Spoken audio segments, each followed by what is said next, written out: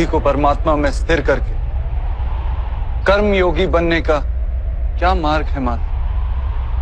पार्थ, सांख्य योग के कारण मनुष्य परमात्मा का निरंतर स्मरण करता रहता है। परमात्मा का स्मरण करने से मनुष्य के हृदय में समर्पण का भाव उत्पन्न होता है और उस भाव को भक्ति कहते हैं।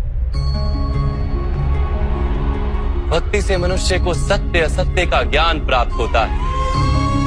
उस ज्ञान से उसे परमात्मा के दर्शन होते हैं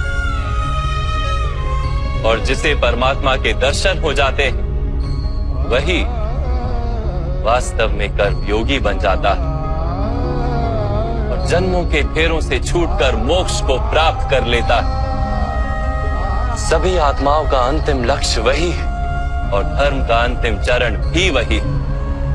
किंतु मैं परमात्मा के दर्शन के बिना समर्पण किस प्रकार कर सकता हूं माता?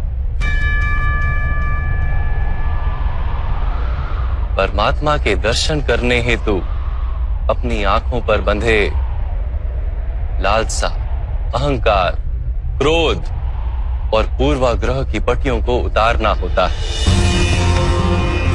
अंधेरे कक्ष में बैठा मनुष्य यदि कहे कि उसे सूर्य के दर्शन करने, तो उससे क्या कहोगे?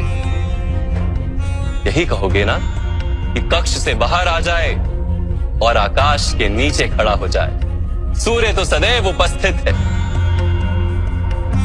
वैसे ही पार ये सृष्टि ही परमात्मा है, परमात्मा ही सब कुछ है।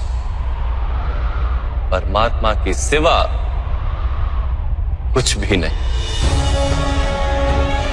जो अपनी आत्मा के दर्शन कर लेता है वो परमात्मा के दर्शन कर लेता है। जैसे नमक के एक कण का स्वाद समग्र सागर के स्वाद से भिन्न नहीं होता, वैसे